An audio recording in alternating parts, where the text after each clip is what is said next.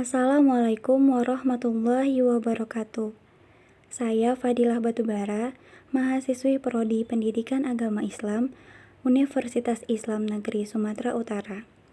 Pada video pembelajaran kali ini, saya akan memaparkan materi mengenai sejarah kebudayaan Islam kelas 9 Madrasah Tsanawiyah pada bab 3 mengenai tokoh-tokoh penyebaran Islam di Indonesia. Di antaranya ada Wali Songo dan Syekh Abdul Rauf Singkil. Pembahasan pertama mengenai Wali Songo. Dalam sejarah masuknya Islam ke Nusantara, Wali Songo merupakan tokoh perintis awal dakwah Islam di Indonesia, khususnya di Pulau Jawa. Wali Songo atau 9 wali berasal dari bahasa Arab waliullah yang berarti orang yang mencintai dan dicintai oleh Allah. Sedangkan kata Songo berasal dari bahasa Jawa yang berarti 9. Jadi, Wali Songo memiliki arti wali 9 atau bisa juga disebut dengan 9 orang yang mencintai dan dicintai Allah. Tokoh Wali Songo ada 9, yakni Sunan Gresik, Sunan Ampel, Sunan Bonang, Sunan Giri, Sunan Derajat, Sunan Kalijaga, Sunan Kudus, Sunan Muria, dan Sunan Gunung Jati. Yang pertama, Sunan Gresik. Sunan Gresik memiliki nama asli Maulana Malik Ibrahim. Beliau diperkirakan lahir di Samarkand pada awal abad ke-14. Beliau merupakan anak dari ulama Persia bernama Maulana Muhammad Kubro. Kedatangannya dianggap sebagai permulaan masuknya Islam di Jawa pada tahun 1392. Ia wafat pada tanggal 12 Rabiul Awal 882 Hijriah atau April 1419 Masehi dan dimakamkan di perkuburan Gapura Wetan Gresik. Beliau menerapkan metode dakwah yang tepat untuk menarik simpati masyarakat terhadap Islam. Pendekatan dakwah yang beliau lakukan yaitu dengan mengajarkan cara-cara baru bercocok tanam, merangkul masyarakat Jawa yang pada saat itu disisihkan pada masa kekuasaan Majapahit, membangun pondokan tempat belajar agama di lereng Gresik. Beliau juga membangun pesantren dan masjid. Selain ahli ilmu agama, Sunan Gresik juga ahli pertanian dan ahli tata negara. Yang kedua, Sunan Ampel. Sunan Ampel bernama asli Raden Rahmat. Beliau lahir di Campa, Aceh pada tahun 1401. Sunan Ampel merupakan putra pertama dari Sunan Gresik dan Dewi Cendrawulan. Beliau membangun pondok pesantren di Ampel Denta, Surabaya untuk menyebarkan ajaran Islam. Ketika Kesultanan Demak hendak dibangun, Sunan Ampel turut memprakarsai lahirnya kerajaan Islam pertama di Jawa tersebut. Sunan Ampel wafat di desa Ampel Denta tahun 1481 Masehi. Beliau dimakamkan di Ampel Denta dekat Masjid Sunan Ampel, Surabaya. Yang ketiga, ada Sunan Bonang. Sunan Bonang dilahirkan di Surabaya pada tahun 1465 dengan nama Raden Maulana Magdum Ibrahim. Beliau merupakan putra Sunan Ampel dengan Nyai Ageng Manila. Sunan Bonang menyebarkan Islam melalui kesenian. Sunan Bonang mendakwahkan ajaran Ahlus Sunnah bergaya tasawuf dan salaf.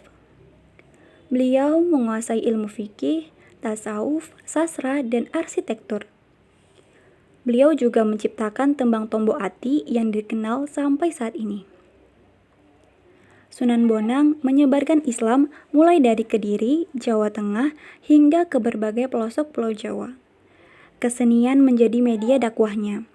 Sunan Bonang mengubah gamelan Jawa yang saat itu kental dengan estetika Hindu, berubah menjadi nuansa Islam, di mana beliau memasukkan rabab dan bonang sebagai pelengkap dari gamelan Jawa.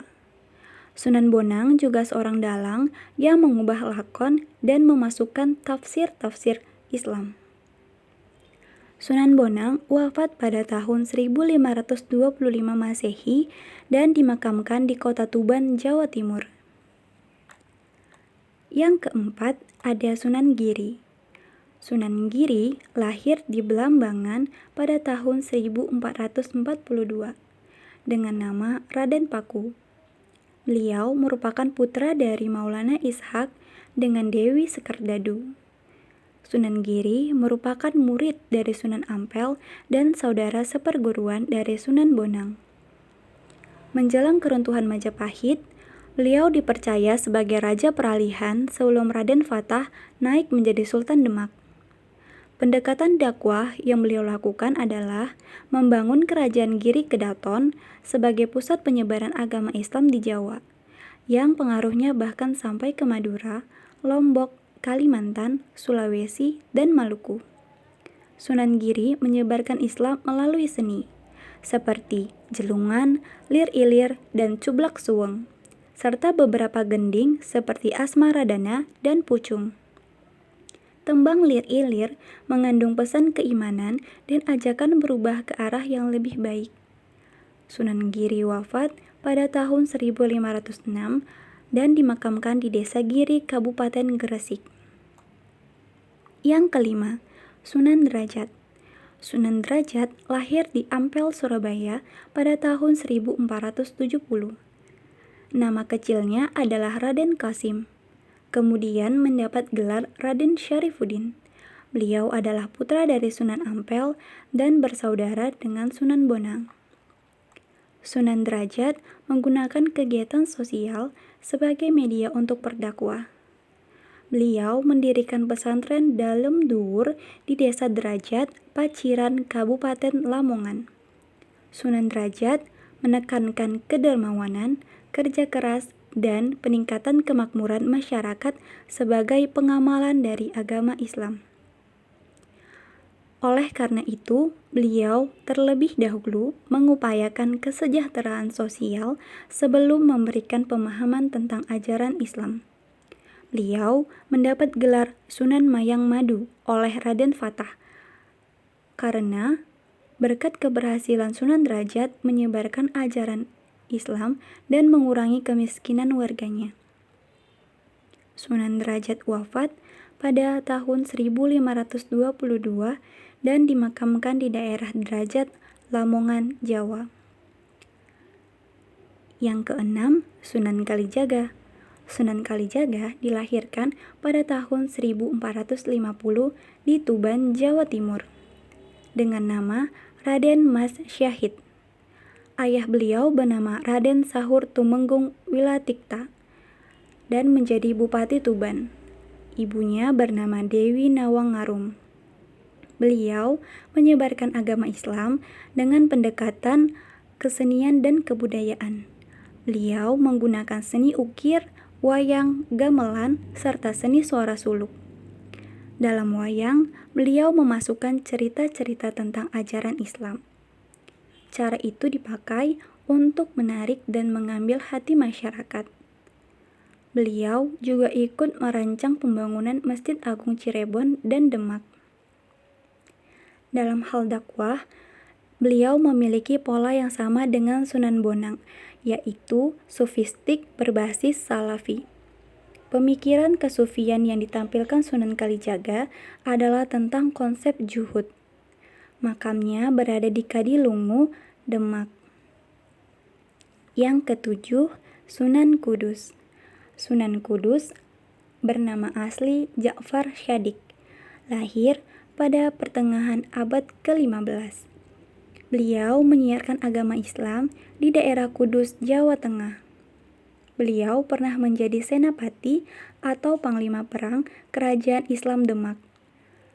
Beliau juga pernah menjabat sebagai hakim pengadilan bagi Kerajaan Demak. Beliau diberi julukan Waliul Ilmi karena keahlian khusus dalam ilmu fikih, tauhid, hadis, tafsir, dan logika. Sunan Kudus meniru pendekatan Sunan Kalijaga, yaitu dengan toleran pada budaya setempat. Beliau menciptakan berbagai cerita agama termasuk gending. Beliau juga membangun Masjid Menara Kudus yang merupakan akulturasi kebudayaan Islam dan Hindu. Yang kedelapan ada Sunan Muria. Sunan Muria dilahirkan dengan nama Raden Umar Said. Beliau adalah putra dari Sunan Kalijaga. Sunan Muria banyak menyebarkan Islam di sekitar Jawa Tengah. Sarana yang dipakai untuk berdakwah lewat kesenian dan kebudayaan. Beliau bergaul dengan masyarakat sambil mengajarkan keterampilan bercocok tanam, berdagang, dan melaut.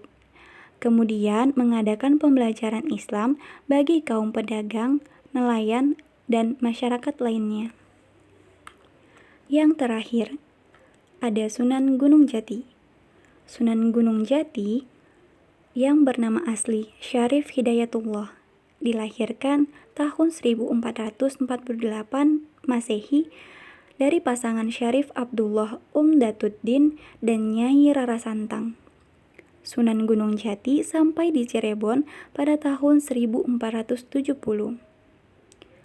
Syekh Syarif Hidayatullah dikenal dengan nama Sunan Gunung Jati karena dimakamkan di Bukit Gunung Jati.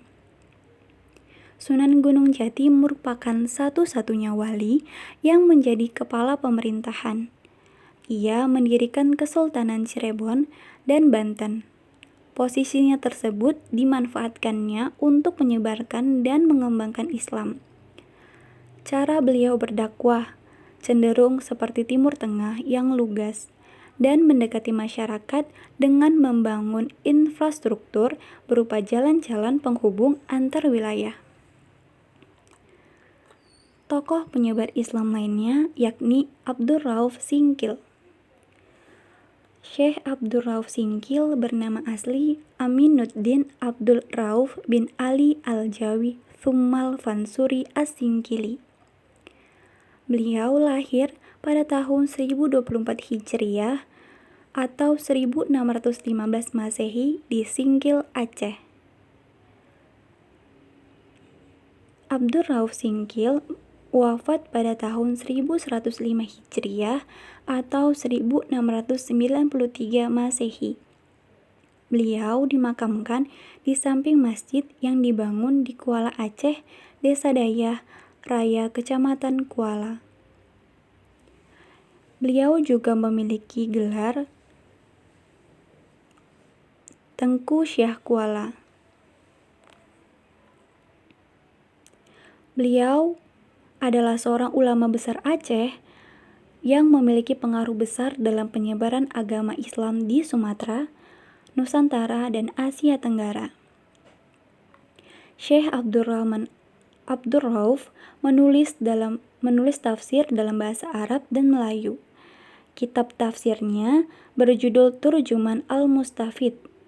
Diakui sebagai kitab tafsir pertama yang dihasilkan di Indonesia dengan bahasa Melayu. Nah, sekian pemaparan dari saya mengenai tokoh-tokoh penyebaran Islam di Indonesia. Mohon maaf apabila terjadi kesalahan dalam pengucapan dan materi yang disampaikan. Terima kasih bagi yang sudah menonton. Semoga bermanfaat. Assalamualaikum warahmatullahi wabarakatuh.